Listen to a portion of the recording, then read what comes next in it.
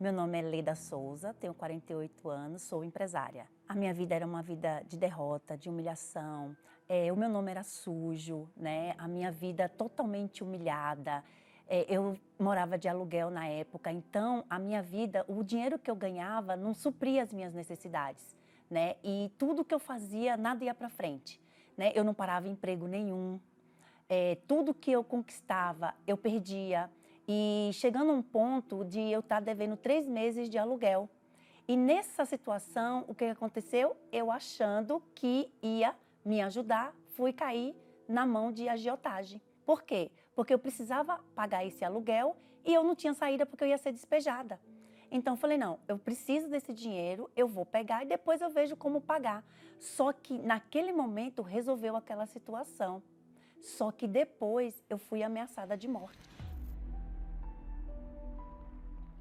Esse agiota me ligava 24 horas por dia, chegou ao ponto de ameaçar o meu filho, que na época tinha 12 anos de idade, falava bem assim para mim, eu sei onde você mora, eu sei que você tem um filho, eu sei que você tem uma mãe, tem uma irmã, e eu quero ver, se você não me pagar, você vai perder a sua família. Eu nunca me imaginei na mão de um agiota e nunca passou na minha vida eu ser ameaçada de morte, ao ponto de eu não ter mais como dormir.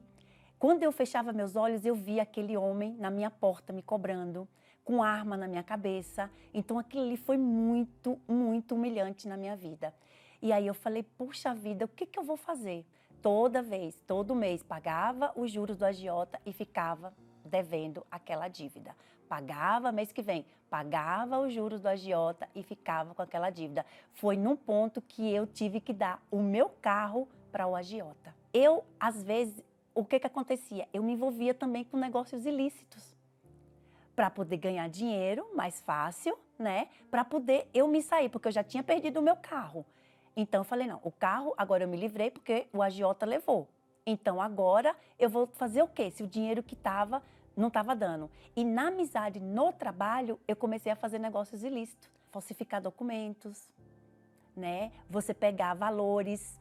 Você trabalhava, na época eu trabalhava, eu era responsável de um departamento, e aí você achava que aquele dinheiro ia fazer que ninguém ia descobrir. Eu era uma pessoa injusta e queria justiça. Como pode? Não tem como. E eu era uma pessoa que não tinha palavra, eu era muito mentirosa, né? Eu não tinha caráter, eu não honrava as pessoas. Então, eu estava muito cansada daquilo tudo, porque você não tinha credibilidade. Tudo que você falava, a sua palavra não tinha valor nenhum. Eu já tinha ido em outra denominação, só que ainda não era aquilo que eu procurava. Então, eu cheguei a não ir mais, né? E a convite de um amigo, eu passei aí na igreja, né? Na Universal. Só que eu já tinha ido antes na Universal. Eu já tinha frequentado uns 15 dias. Só que para mim, só falava de dinheiro. Para mim, todos os pastores eram ladrão. E aí esse amigo meu falou bem assim para mim, você tem que tirar essa imagem que as pessoas têm da Universal, que é que os pastores todos são ladrão, que os pastores só querem seu dinheiro. Vamos lá, vamos tentar, você não tem nada a perder, sua vida está destruída. Você estava na mão de agiota, você perdeu o seu carro, você está com seu nome sujo, então você não tem nada a perder. Então vamos lá, tenta pelo menos ouvir, larga o seu orgulho de mão e vamos, que não custa nada. E aí foi quando eu cheguei na Universal. E ali eu comecei a abrir o meu entendimento. Porque assim, quando o pastor começou a pregar, né, falando sobre as primícias, eu via muita gente indo e gente dando muito testemunho. Aí eu falei, poxa vida, se está funcionando na vida deles, tem que funcionar na minha. E lá em Malaquias fala, né, roubará o homem a Deus? Sim, nos dízimos e nas ofertas. Então eu verifiquei, eu falei, caramba, então eu estava sendo muito injusta, eu não estava roubando ao homem, eu estava roubando a Deus. Então era por isso que a minha vida estava amarrada. Então ali, quando o pastor começou a pregar sobre a fidelidade da sua vida, de você ser fiel a Deus, honrar a Deus em primeiro lugar, aí sim eu aprendi que a partir daquele momento que eu pegasse o meu envelope, que eu passasse a ser fiel a Deus, a minha vida seria outra. A primeira coisa que aconteceu em mim foi eu falar para Deus, Deus, eu não quero mais ser injusta. Eu não quero mais ser uma pessoa que as pessoas não me dão credibilidade. Eu não quero mais ser uma pessoa sem caráter. Eu quero ser honrada por ti. E aí eu comecei a mandar uns currículos aqui para São Paulo, né? Que no caso, na época eu morava na Bahia. E foi uma experiência que eu nunca pensei em ter na minha vida. Porque foram tantas entrevistas, que eu falava assim, meu Deus, é realmente o que o pastor pregou no teu altar é verdade, funciona. E aí Deus foi trabalhando. Eu vim aqui para São Paulo, eu trabalhei em empresas assim que eu nunca imaginei na minha vida acontecer. Só que aquilo ali só não era o suficiente, porque os pastores pregavam muito sobre o Espírito Santo. E aí, assim, o meu maior presente foi quando eu recebi o Espírito Santo. Graças a Deus, graças ao Espírito Santo, pela misericórdia dele, hoje eu tenho palavra.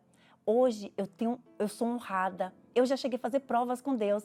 Eu falei para Deus assim, Deus, um dia que o Senhor me der uma direção, eu preciso de uma direção, porque eu preciso te honrar. Eu preciso te honrar mais do que o Senhor tem me honrado. E aí eu fiz uma prova com Deus de dar 20%. Não foi ninguém que pediu, não foi pastor, nada. Foi entre eu e Deus. Aí surgiu a ideia de eu trabalhar com calçados. Aí eu abri uma loja online, né? Comecei com um pouquinho. Comecei indo de casa em casa, né? Eu começava a pegar o carro, ia entregando. E aí, quando eu fiz essa prova com Deus, que foi de dar os 20%, Deus fez algo numa semana. Coisas que eu ia vender em um mês, eu vendi em uma semana. E aí eu explodi. E aí eu já tive que contratar empresas para poder eu dar conta de estar entregando os meus calçados.